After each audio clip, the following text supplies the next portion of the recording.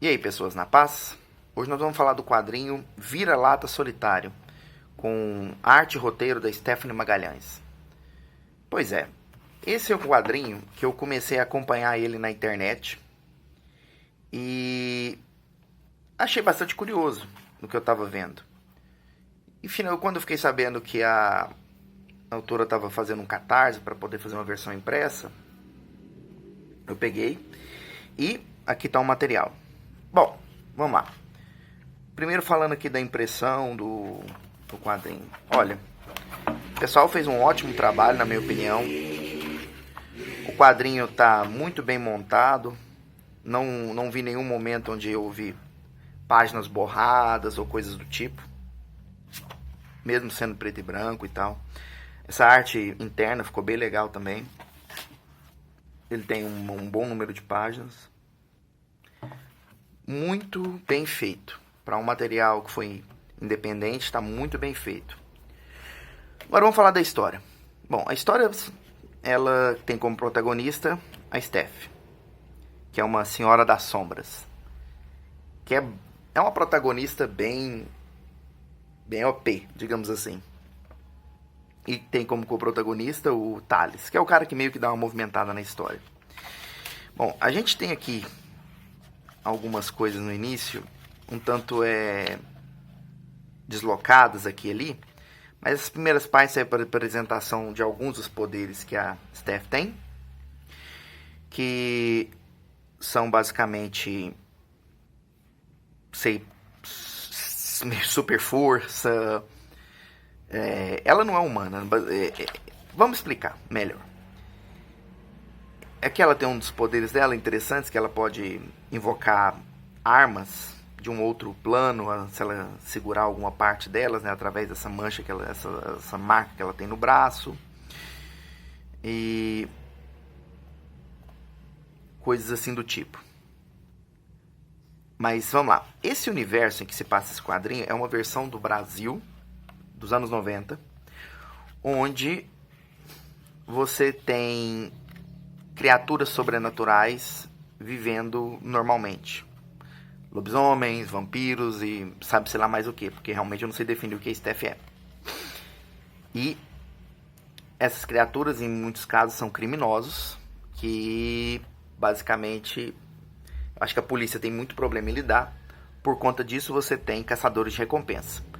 E a Steph é uma delas.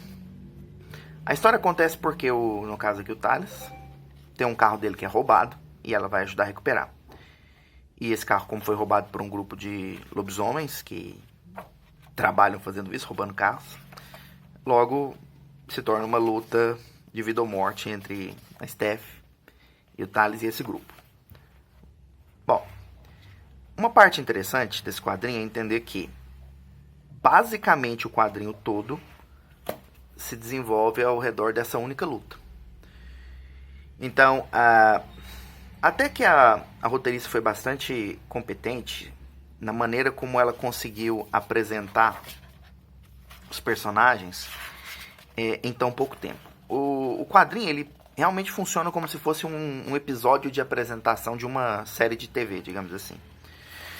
Ou seja, nós temos aqui o mínimo necessário de informações sobre os personagens e um vilão da semana, que serve mesmo apenas para facilitar que a gente possa demonstrar do que os personagens são capazes e ajudar a apresentar o universo em si. Então a gente descobre que existem todos esses seres sobrenaturais, que alguns têm poderes mágicos extras, né, digamos assim, não é só no caso aqui a Steph. Existem esses caçadores de recompensa, existem esses criminosos. A Steph tem coisas que não. Bom, a Steph na verdade ela é meio que uma incógnita durante todo o quadrinho. Nós temos pouquíssimas informações sobre ela, no geral, sobre todos os personagens em si, mas ela fica bem claro que são menos ainda. Apenas sabemos que ela está acostumada a lutar e é muito boa nisso e tem bons motivos para isso, digamos assim. A arte. O quadrinho tem uma arte que a gente pode considerar assim eu não queria usar o termo underground, mas acho que vai servir.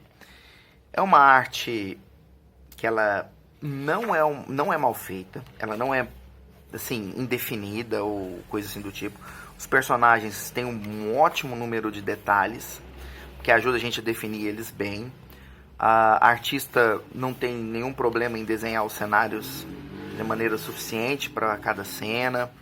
As cenas de ação tem um bom número de quadros para a gente explicar o que está acontecendo. Ela consegue desenhar as cenas de ação, as cenas de violência de maneira bastante chamativa. Então, não é dizer que existe alguma limitação nesse ponto. O estilo que é usado é que talvez algumas pessoas acreditem que é menos rebuscado e tal. Mas funciona perfeitamente bem, na minha opinião, para o estilo da história que está sendo contada. Que é exatamente uma história de gente que vive no submundo. Em vários sentidos. Então ela é suja, ela é violenta, ela é agressiva. E isso tá tanto no texto, quanto na narrativa e também na arte. A parte assim dos números de quadros nas páginas eu achei que ficou muito bem definido, ficou bem legal, tem páginas onde isso funciona muito bem, tipo essa aqui. Os textos estão legais também, não tem nada para reclamar no geral, as fontes estão um tamanho bom de ler. Tem essa coisa da mudança do tamanho das fontes com uma certa frequência. Eu entendi o efeito, não sei se era necessário assim, mas faz sentido. O texto tem falas, digamos assim, o suficiente, não é aquela coisa sobrecarregada, mas também tem aquele fato de que, como falei, o quadrinho realmente explica muito pouco de tudo. Você tem apenas aqui algumas amostras do que existe nesse universo, e acho que é o suficiente. Ou seja, nós temos aqui um quadrinho que serve como uma apresentação desses personagens, desse universo. Mesmo assim, ele dedica boa parte dele à ação e consegue executar bem ambos. É um material que eu gostei bastante de ler quando eu vi na internet. Também gostei de ler novamente aqui a versão impressa, que está muito bem feita no geral. E como é um trabalho completamente novo, eu realmente recomendo que o pessoal pegue, porque, na minha opinião, tem algo bem interessante sendo construído aqui. E eu torço para a artista continuar com esse projeto, porque eu acho que vale bastante a pena. É isso.